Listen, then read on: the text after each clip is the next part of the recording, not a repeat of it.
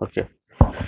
सो आज के टॉपिक में हम पढ़ेंगे decision making and branching. Okay, तो यहाँ पे दो टर्म्स है, एक है डिसीजन मेकिंग, यहाँ पे decision making, and second term है यहाँ पे ब्रांचिंग। Okay, branching. ओके, तो ये दो टर्म है। सो अभी ये जो कॉन्सेप्ट है डिसीजन मेकिंग और ब्रांचिंग, तो ये एक्चुअली यूज होता है किसके लिए? कंट्रोल फ्लो के लिए। किसके लिए यूज होता है? Control flow. ओके, यहाँ पे कंट्रोल फ्लो के लिए। ओके, तो इसी को हम बोलते हैं कंट्रोल फ्लो स्टेटमेंट। क्या बोलते हैं? Control flow statement. उसी को हम बोलते हैं कंट्रोल फ्लो स्टेटमेंट। ओके, तो यहाँ पे क्या होता है कि एक्चुअली ये जो हमें कंट्रोल फ्लो स्टेटमेंट प्रोवाइड किए हैं, जो कि हमें डिसीजन मेकिंग और ब्रांचिंग की फैसिलिटी प्रोवाइड करते हैं। ओके, तो ये जो कंट्रोल फ्लो जो है ये रिगार्डिंग होता है हमारे प्रोसेसर से। किससे रिगार्डिंग होता है? हमारे प्रोसेसर से। Okay, okay.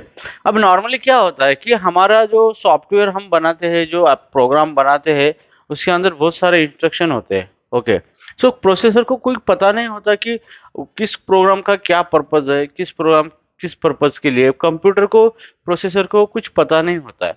उसका काम सिर्फ यही होता है कि उसको जो इंस्ट्रक्शन मिले हैं एग्जीक्यूट करने के लिए, वो उसको एग्जीक्यूट करेगा। दे डोंट केयर अबाउट कि कौन सा कोड मुझे कब कॉल करना है, क्या करना है, किस कोड का पर्पस क्या है, उसको कुछ पता नहीं होता। ओके, सो हमें क्या करना पड़ता है कि हमारे एप्लीकेशन में बहुत सारी फंक्शनलिटी होती है। ओके, तो हर एक फंक्शनलिटी को इम्प्लीमेंट करने के लिए हम क्या करते हैं? कोड करते हैं। और हर एक कोड का क्या होता है? स्पेसिफिक पर्पस होता है।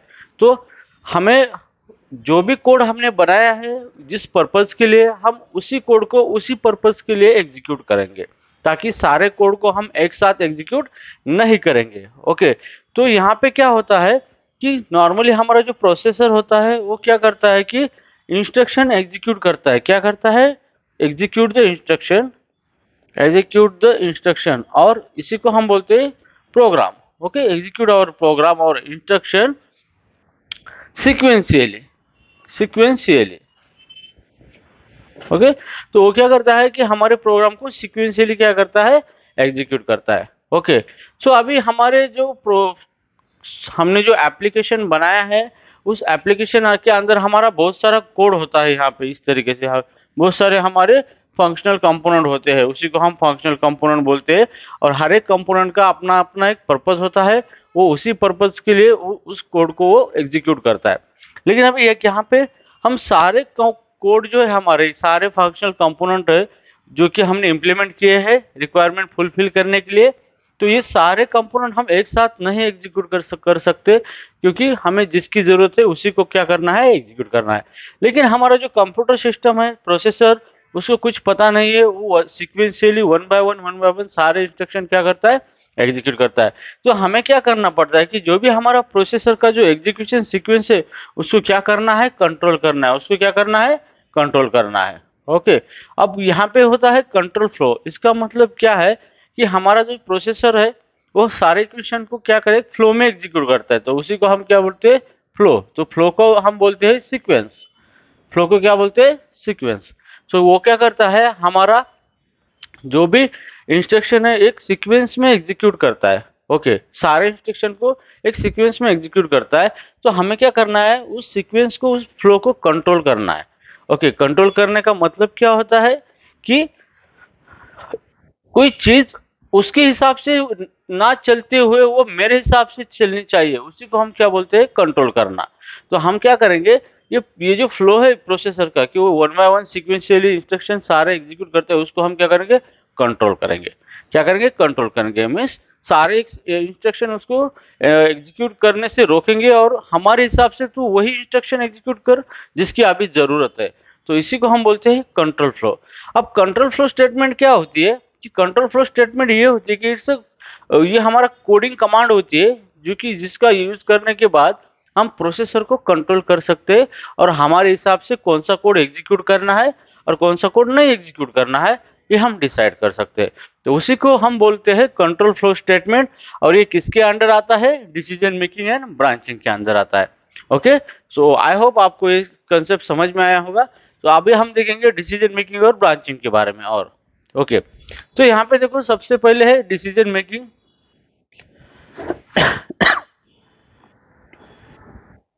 ओके, और सेकंड है branching. Decision making and branching, okay. तो अभी यहाँ पे क्या होगा कि हमारे एप्लीकेशन के अंदर बहुत सारे कोड है। फॉर एग्जांपल यहाँ पे मैं लिखूंगा कोड 1, फिर लिखूंगा कोड 2, फिर लिखूंगा कोड 3 एंड कोड 4, ओके। तो ये हमारे अलग अलग कोड है, हर एक कोड का अलग अलग पर्पज है, और ये कोड हमें उसी पर्पज के लिए एग्जीक्यूट करना है ताकि हमें उसी पर्पज का जो टास्क है वो कंप्लीट हो सके, okay.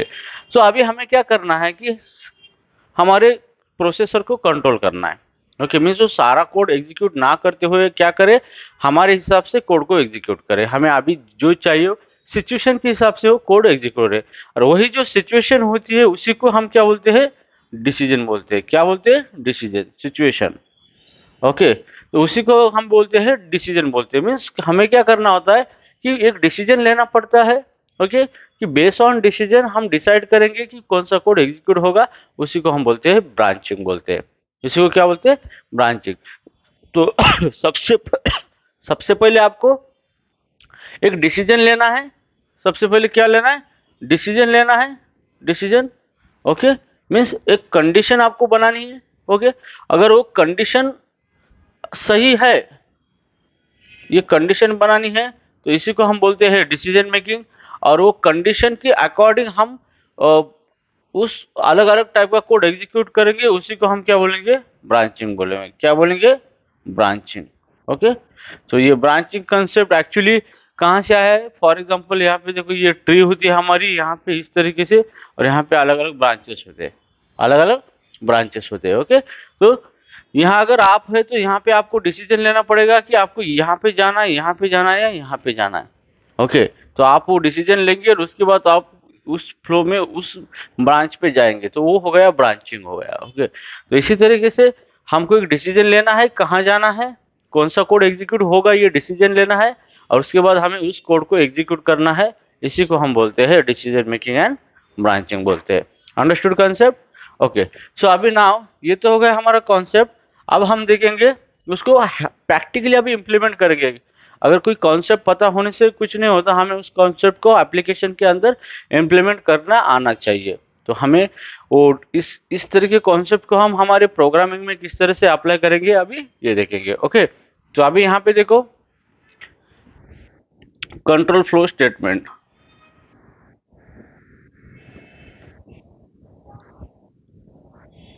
Okay. Control flow statement means क्या होता है कि हम क्या, ये इसका मतलब क्या होता है कि कंट्रोल फ्लो, हम फ्लो को कंट्रोल करने वाली क्या क्या स्टेटमेंट है हमारे जावास्क्रिप्ट के अंदर, उसको हम देखेंगे, ओके। तो कंट्रोल फ्लो स्टेटमेंट में कौन सी स्टेटमेंट है, यहाँ पे देखो, यहाँ पे देखो इफ स्टेटमेंट है,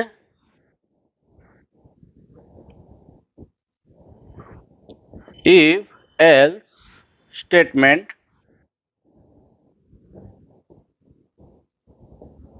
if else, if ladder, nested if else, और उसके पास आता है स्विच स्टेटमेंट,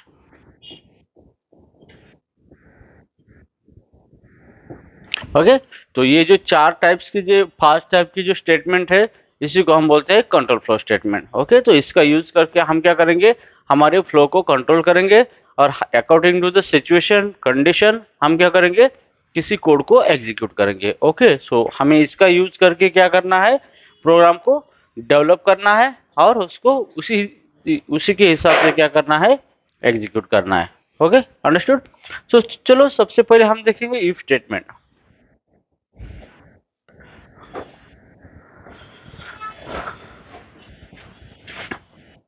ओके।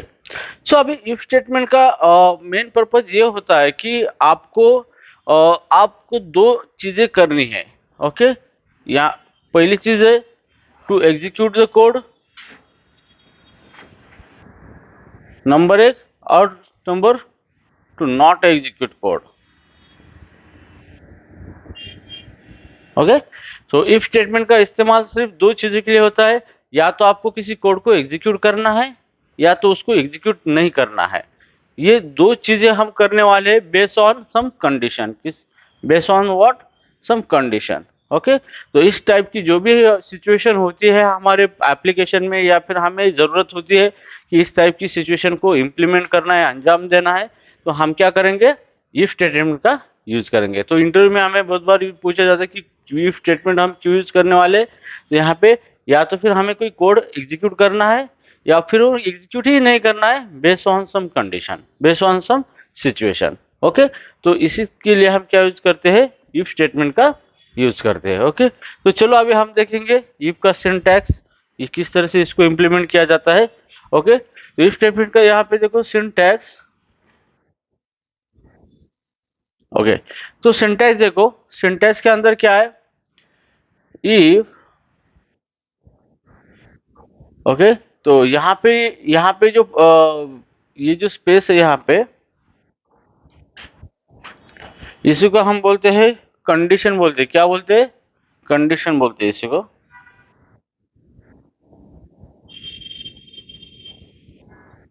कंडीशन और बुलियन एक्सप्रेशन। क्या बोलते हैं? कंडीशन और बुलियन एक्सप्रेशन। और यहाँ पे ओपन एंड क्लोज करली ब्रैकेट, और अंदर जो होता है इसी को हम बोलते हैं body of if. Body of if. Okay. तो ये इसका सिंटैक्स है। सिंटैक्स का मतलब होता है फॉर्मेट। हम उसी फॉर्मेट को, उसी रूल को यूज करके हम उसको, उस कोड को इम्प्लीमेंट करेंगे। तो हमें इफ स्टेटमेंट को इम्प्लीमेंट करना है, तो हमें किस तरह से करना होगा? ये जो है इफ, ये है कीवर्ड। ये क्या है? कीवर्ड। ओके। कीवर्ड का मतलब क्या होता है? It's a reserve word of the programming language. तो आपको एज इट इज उसको यूज करना है। सेकंड यहाँ पे है, ये ब्रैकेट के अंदर कंडीशन और बुलियन एक्सप्रेशन दोनों एक ही होता है, कि आपको यहाँ पे कंडीशन देनी है या फिर बुलियन एक्सप्रेशन देना है, जिसका रिजल्ट अगर ट्रू आता है, बुलियन का मतलब रिजल्ट ट्रू और फॉल्स में होता है। अगर रिजल्ट ट्रू आता है तो इफ स्टेटमेंट उसकी बॉडी के अंदर का कोड एग्जीक्यूट करेगा, अदरवाइज रिजल्ट ट्रू नहीं आता है तो इफ स्टेटमेंट उसके बॉडी के अंदर का कोड एग्जीक्यूट नहीं करेगा। ओके। तो हम इसको अभी समझेंगे किस तरीके से। सो मैं आपको दिखाऊंगा यहाँ पे फ्लो चार्ट बना के। अब यहाँ पे देखो, यहाँ पे होता है हमारा कंडीशन। ओके। यहाँ पे क्या होता है? हमारा कंडीशन होता है। ओके। तो अगर कंडीशन हमारा क्या होता है? सेटिस्फाई होता है, मीन्स जो कंडीशन हमने दिया है वही कंडीशन अगर ऑकर होता है यहाँ पे, तो हमारा कोड एग्जीक्यूट होगा उसके अंदर का। अगर नहीं होता है,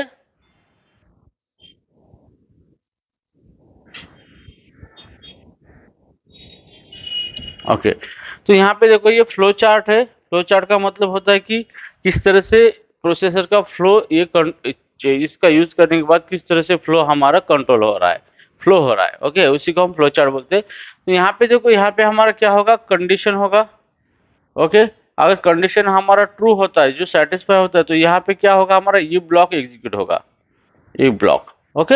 एग्जीक्यूट होगा। अगर कंडीशन हमारा फॉल्स होता है तो डायरेक्टली वो बाहर चला जाएगा, एंड। ओके। तो ये सिंपल सा फ्लो चार्ट है। तो यहाँ पे ये जो भी कंडीशन है, ये कंडीशन ये है, ये कंडीशन है वो। ओके। तो यहाँ पे इफ क्या करेगा? यहाँ पे इफ के अंदर हम कुछ कंडीशन लिखेंगे। अगर कंडीशन ट्रू है, मीन्स ये कंडीशन सेटिस्फाई होती है, तो वो यहाँ पे इफ के अंदर चला जाएगा, और ये बॉडी जो है यहाँ पे जो भी हम लिखते हैं उसको एग्जीक्यूट करेगा। जैसे यहाँ पे अगर कंडीशन ट्रू है तो ये यहाँ पे इफ की बॉडी है, यहाँ पे हम बॉडी लिखेंगे। ओके। इस बॉडी को एग्जीक्यूट करेगा और उसके बाद एंड होगा। या फिर कंडीशन अगर फॉल्स है, मीन्स कंडीशन फॉल्स नहीं, तो ये बॉडी के अंदर ना चलते हुए डायरेक्टली बाहर चला जाएगा। तो ये इसमें डायरेक्टली ये इस तरीके से बाहर चला जाएगा। ओके। तो इसी तरीके से हमारा क्या होता है? इफ स्टेटमेंट एग्जीक्यूट होता है। ओके। सो इफ स्टेटमेंट का पर्पज यही होता है कि बेस्ड ऑन सम कंडीशन हमें कोई कोड एग्जीक्यूट करना है या फिर नहीं करना है। तो इसी तरह की जो भी हमें सिचुएशन होती है उसको अंजाम देना है, तो हम क्या करेंगे? इफ स्टेटमेंट का यूज करेंगे। ओके। So understood? किस तरह से ये सिंटैक्स समझ में आया किस तरह से हो रहा है? ओके।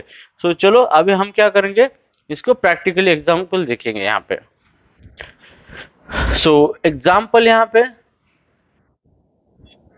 अभी मुझे क्या करना है कि अगर कोई नंबर इवन है तभी मुझे कुछ कोड को एग्जीक्यूट करना है, अदरवाइज एग्जीक्यूट कुछ करना ही नहीं है। तो मैं क्या करूंगा, यहाँ पे मैं एक वेरिएबल लूंगा, लेट x इक्वल टू 30। सो मैंने x के अंदर 30 दिया है। अभी मुझे चेक करना है कि x की वैल्यू अगर इवन नंबर है तभी मैं कुछ कोड को एग्जीक्यूट करना चाहता हूँ, अदरवाइज नहीं करूंगा। तो यहाँ पे मैं यूज करूंगा इफ, तो यहाँ पे x mod 2 is equal to 0, ये मैंने क्या दिया है, कंडीशन दिया है। अगर एस को 2 से मॉड करेंगे, अगर रिमाइंडर 0 आता है तो ये नंबर इवन है। ओके, तो यहाँ पे अगर होता है तो मैं इफ के बॉडी के अंदर चला जाऊंगा और यहाँ पे लिखूंगा मैं console dot log number is even, semicolon. Okay, तो यहाँ पे देखो सिंपल सा कोड मैंने बनाया है। यहाँ पे let x equal to 30 if x mod 2 equal to 0। अब यहाँ पे जो है इसी को हम क्या बोलते हैं, कंडीशन बोलते हैं, और यही हमारा यही होता है हमारा एक्सप्रेशन। ये कंडीशन है। कंडीशन ऑलवेज क्या होती है, एक्सप्रेशन होती है। तो एक्सप्रेशन का मतलब क्या होता है, it's a unit of a code that evaluate to produce the single value. तो ऐसा कौन सा भी कोड जो होता है जो कि सिंगल वैल्यू प्रोड्यूस करता है, तो उसी को हम क्या बोलते हैं, एक्सप्रेशन बोलते हैं। लेकिन ये एक्सप्रेशन क्या है, बुलियन एक्सप्रेशन। इसका मतलब क्या है कि जो भी हमारा एक्सप्रेशन इवेल्युएट होता है और कुछ सिंगल वैल्यू प्रोड्यूस करता है वो वैल्यू ऑलवेज कौन से डेटा टाइप की होती है, बुलियन डेटा टाइप की। इसलिए हम उसे क्या कहते हैं, बुलियन एक्सप्रेशन कहते हैं। ठीक है, तो अभी यहाँ पे देखो मैंने कंडीशन दिया है x मॉड 2, अब s के अंदर कितना है 30, तो यहाँ पे देखो 30 मॉड 2। ओके, तो यहाँ पे कितना होगा 15 30, तो रिमाइंडर कितना है यहाँ पे 0। तो यहाँ पे ये क्या रिटर्न करेगा, 0 रिटर्न करेगा। ओके,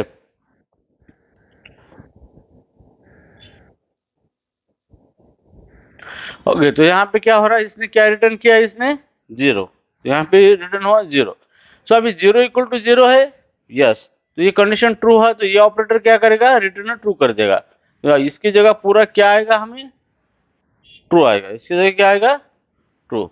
सो नाउ अब जब भी इफ को यहाँ पे ट्रू मिलता है, यहाँ पे इसके अंदर, तो इफ क्या करता है, उसके बॉडी के अंदर चला जाके जो भी कुछ लिखा है उसको एग्जीक्यूट करता है। तो इस केस में क्या एग्जीक्यूट हो रहा है, हमारा console dot log function execute हो रहा है, और इस फंक्शन के अंदर हमने क्या मैसेज दिया है, नंबर इज इवन। सो हमें कंसोल में क्या आउटपुट मिलेगा, नंबर इज इवन,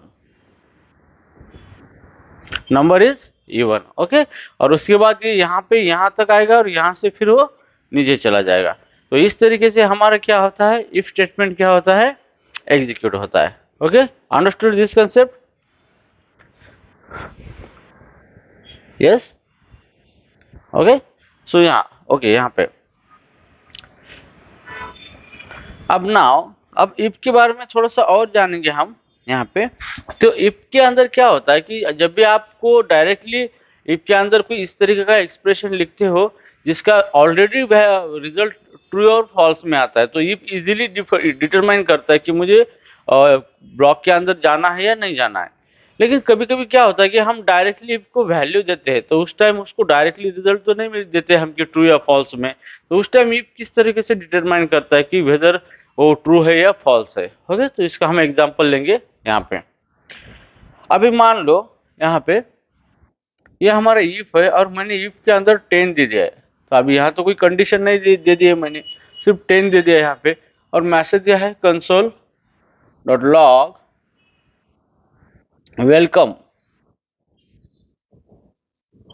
अब इस टाइम क्या होगा, अब यहाँ पे तो हमने डायरेक्टली लिटरल दिया है, वैल्यू दिया है डायरेक्टली। ओके, तो हमने तो सिर्फ कंसोल डॉट लॉग उसके अंदर कंसोल डॉट लॉग में दिया, लेकिन यहाँ पे तो कोई कंडीशन नहीं है ताकि उसको ट्रू या फॉल्स में रिजल्ट मिल सके। अब इस टाइम क्या करेगा, तो इस टाइम क्या होता है, ये क्या करता है कि उसको जो भी यहाँ पे लिटरल मिलते हैं, क्या मिलते हैं, लिटरल, और उसकी वैल्यू जो होती है वो नॉन बुलियन होती है। क्या होती है, नॉन बुलियन होती है उसकी वैल्यू। तब वो क्या करता है, इस वैल्यू को कन्वर्ट करता है किसके अंदर, फॉल्सी वैल्यू के अंदर, नॉट अ फॉल्सी, इसको कन्वर्ट करता है बुलियन में। किस में कन्वर्ट करता है, बुलियन में, बुलियन में। सो बुलियन में उसको कन्वर्ट करता है, और उसको जो भी हमारी ये वैल्यू है वो बुलियन में उसका रिजल्ट अगर ट्रू है तो तभी इफ ब्लॉक एग्जीक्यूट करता है, अगर फॉल्स है तो नहीं करता। ओके, तो अभी 10 को अगर आप बुलियन में कन्वर्ट करोगे तो उसकी बुलियन की वैल्यू होती है ट्रू। ओके, 10 को आप अगर बुलियन में कन्वर्ट करेंगे तो उसकी वैल्यू ट्रू होती है। ओके, क्योंकि जावास्क्रिप्ट के अंदर एक कॉन्सेप्ट है that is called as a false value. Okay, तो फॉल्स वैल्यू के अंदर कौन सी वैल्यू होती है कि वो डायरेक्ट बुलियन में अगर उसका कन्वर्जन करते हैं तो वो क्या होती है, डायरेक्टली वो फॉल्स होता है। जैसे कि फॉल्स वैल्यू के अंदर आता है 0, blank string, empty string, double string और बैक टिक, एम्प्टी बैक टिक। ये क्या होता है, ये इसका ऑलवेज बुलियन में फॉल्स होता है। उसके बाद आता है NaN, not a number, null,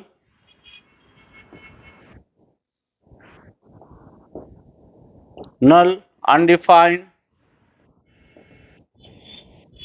okay, तो इसकी वैल्यू क्या, ये बाय डिफॉल्ट ये इसको अगर हम बुलियन में कन्वर्ट करते हैं तो ये ऑलवेज क्या होता है, फॉल्स होता है। सो इफ अगर 10 देते हैं तो इफ इसको बुलियन में कन्वर्ट करेगा, और बुलियन में 10 की वैल्यू क्या होती है, ट्रू होती है, क्योंकि फॉल्स वैल्यू सिर्फ 0 की होती है, नॉन जीरो वैल्यू वो क्या होती है, ट्रू होती है। तो लेकिन यहाँ पे देखो फॉल्स की वैल्यू कितनी है वो आपको समझ में रखना, ध्यान में रखना है, और उसके अलावा जो भी वैल्यू आएगी वो ट्रू होगा। यस,